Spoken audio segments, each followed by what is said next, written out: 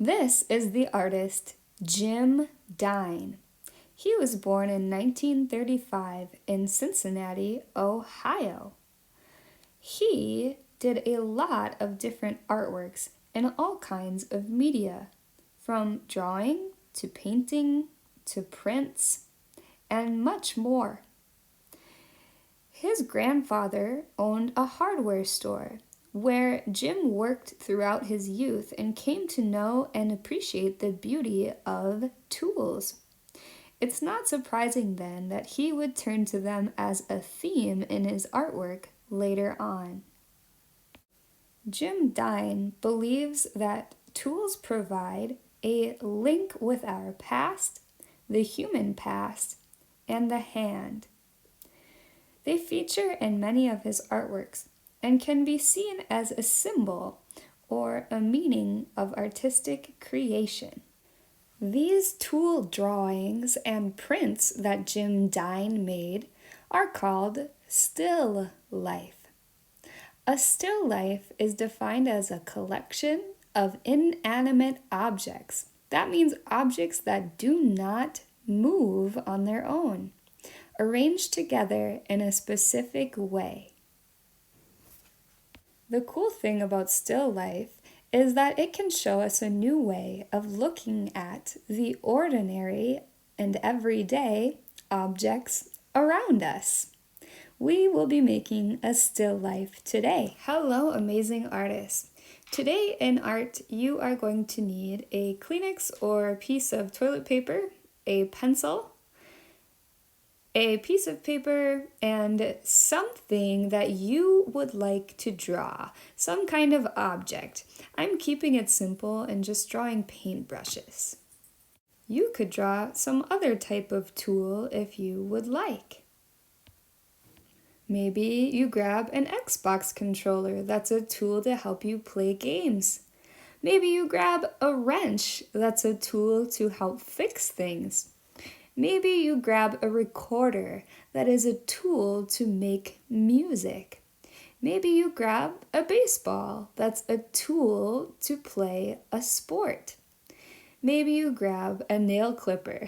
That's a tool to help clip your nails. Maybe you grab a fork. That is a tool to help you eat food. Maybe you grab a toothbrush. That's a tool to have great dental hygiene. Maybe you grab a comb. That's a tool to brush your hair. It is your choice. But whatever you choose, make sure to keep it simple. So grab something that has a pretty basic shape that won't be too tricky to draw. I am going to look carefully at the shape of my paintbrush. I notice that it starts kind of skinny and then gets wider as I go up. I also noticed that my paintbrush has this silver part to it.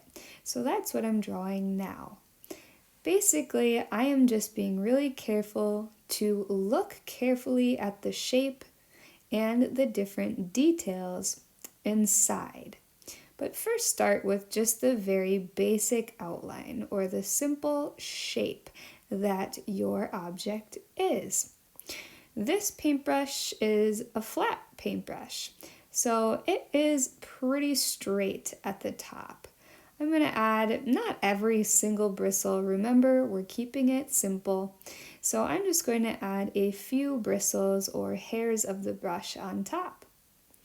Then what I am going to do next is I am going to start to draw the second brush. You can draw two objects if you are feeling like a challenge, or you could just keep it to one. I noticed that this paintbrush is a little bit chunkier, so I am going to draw it a little wider than the first one.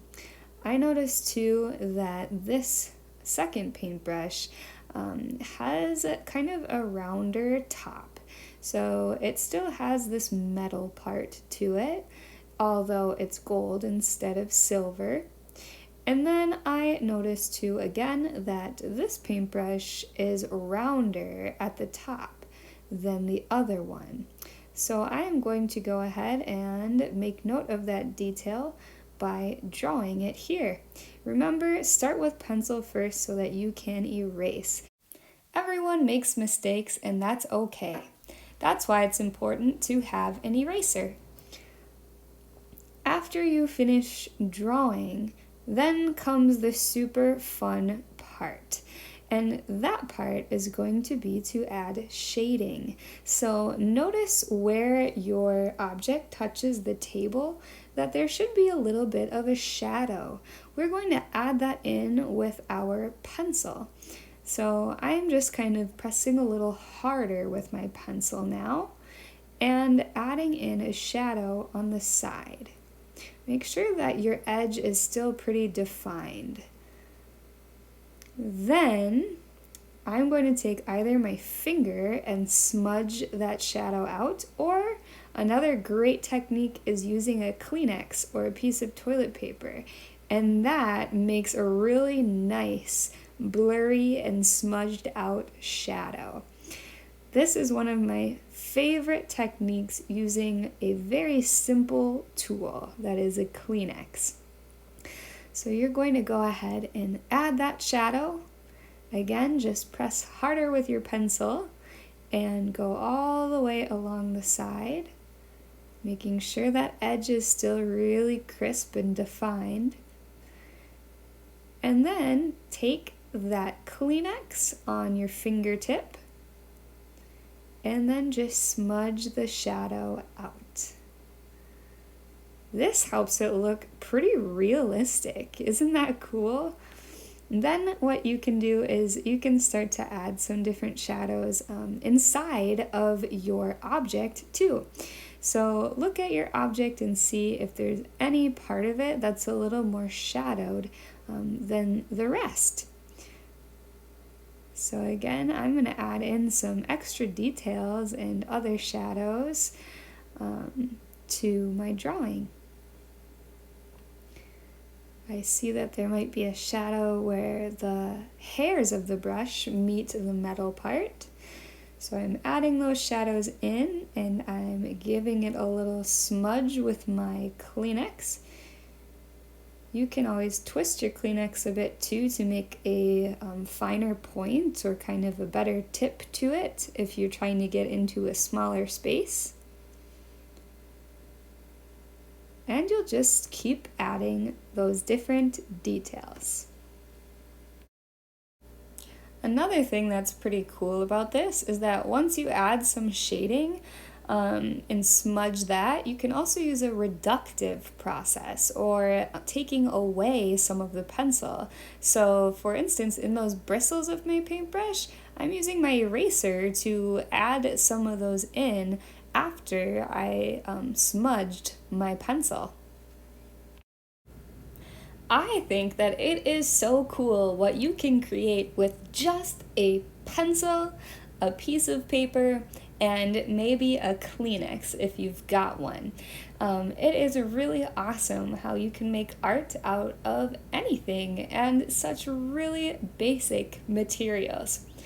I hope that you really enjoy this smudging technique to be able to create some shadow and depth to your artworks.